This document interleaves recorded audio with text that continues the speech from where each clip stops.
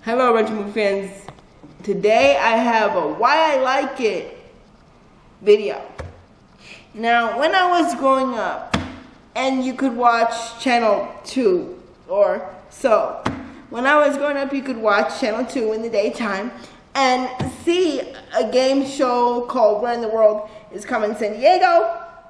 And as you may or may not know, Carmen Sandiego is now on Netflix. It's like one of my favorite things to watch. It plays homage to the original cartoon series, but this time even better. It's gotten rave reviews from parenting sites and the original fans of the series. There's even an Instagram page, which I will leave on the screen somewhere after this video is over. And they've done things like Q&As from regular fans. They get their questions answered. There's a 2-part question and answer period on their Instagram page.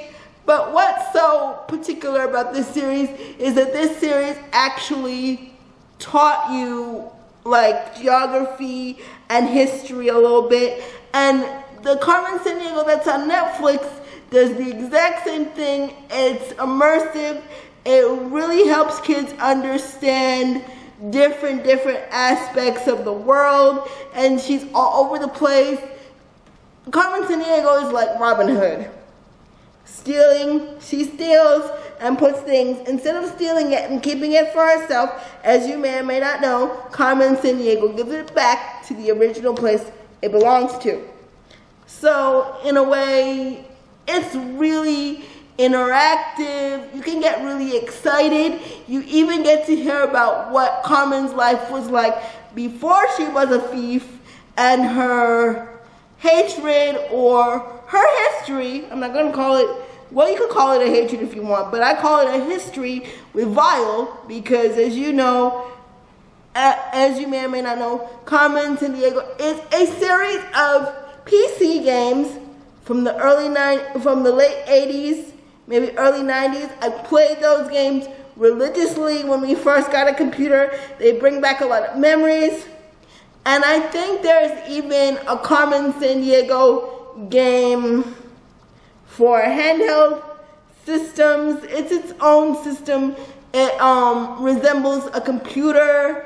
The closest thing I can come when describing it is like a Game Boy, except it's not backlit and it eats up batteries.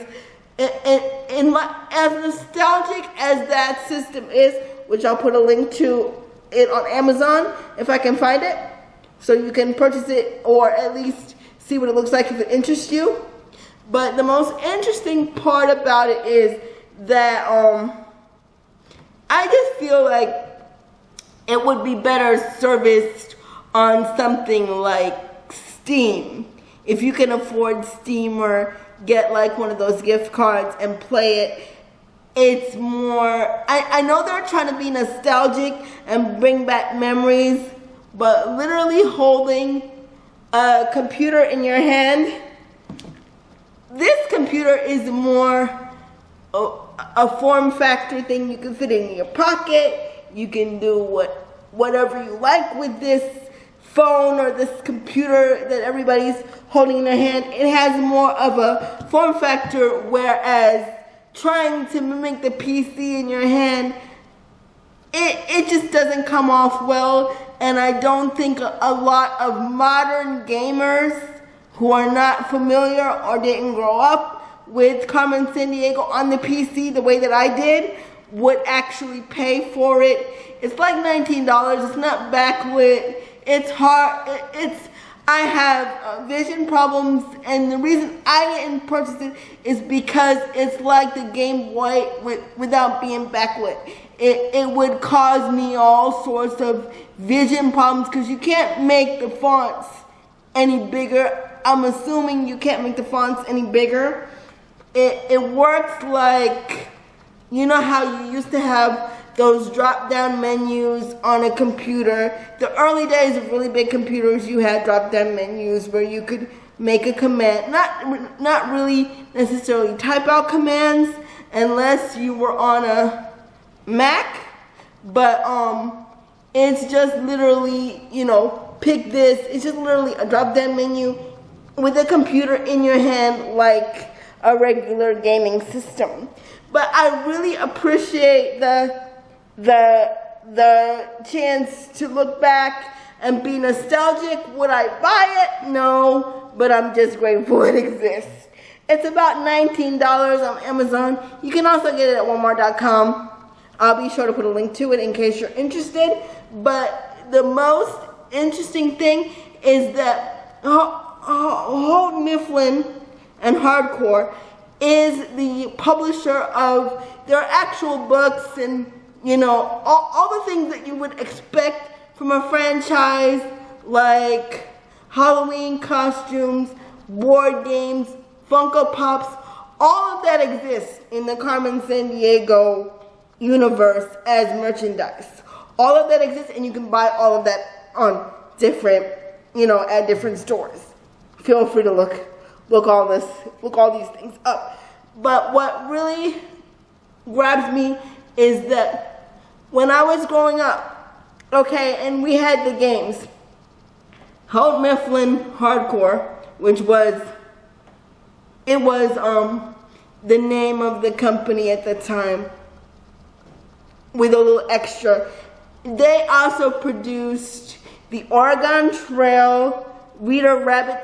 These are games that really appeared not necessarily at your house unless your parents bought you software on a regular basis. Like, we went to the store and we bought software on a regular basis. But if you didn't, you learned how to read through Rita Rabbit, which I passed by completely. I did not use Rita Rabbit at all. But I didn't pass, however, on Carmen Sandiego because it was just so interesting, and I still remember parts of it that were hard. Like, for instance, when you went to Egypt and you had to, like, mummify the mummy and read everything over and over again. It took me about 6 tries to get to the mummification process, but it's a really, really fun game, and I just wish it was on it worked better, at least for me. I don't know about you all, how you all would feel about a handheld gaming system that focused exclusively on Carmen Sandiego, but it does exist, and I'll put a link to it. But I just feel that Nintendo or somebody else could have done like a cartridge, and you have your cartridge and you play it on your system. You play it on the Switch or the 3DS, and it would have been better served rather than just creating a computer-sized, a DOS computer-sized. I just feel like it was unnecessary. You could have put it on any system, and I would have been happy with it. But the interesting thing, again, about Houghton Mifflin Hardcore is that they are a publishing company, and like I said, they're responsible for Carmen Sandiego book series, which is also available on Audible and paperback editions if you really want to purchase them. But what is also interesting is that they actually turned down Julia Child's book, The French Chef, and they said, what they originally said was that Julia Child, if you're familiar with the movie Julia and Julia, the 2009, I think it's 2009. Anybody, if I'm wrong, correct me in the comments, but I think it's 2009.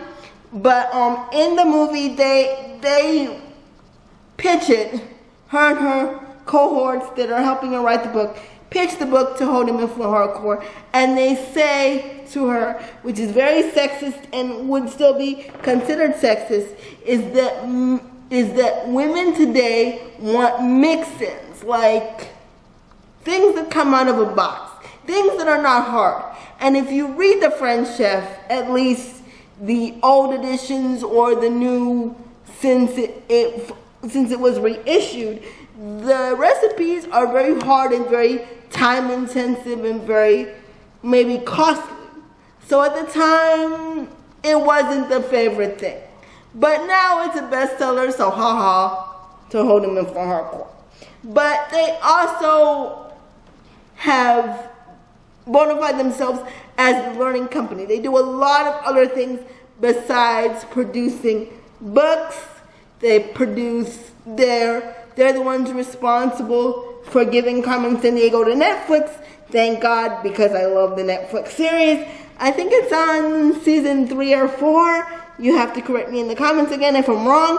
But I really enjoyed the series and really like to see Carmen Sandiego's origin story and the origin story of her friends. The only origin story I haven't seen yet is the origin story of Player, the young man who helps her out, and he seems to be in some sort of basement somewhere helping Carmen Sandiego with her tech. But I hope to hear more about that. And I hope you have enjoyed this video, and if you have any suggestions for any other Why I Like It videos, just leave them in the comments section for me, and I hope you subscribe, like, and comment, and I'll talk to you in my very next video. Bye.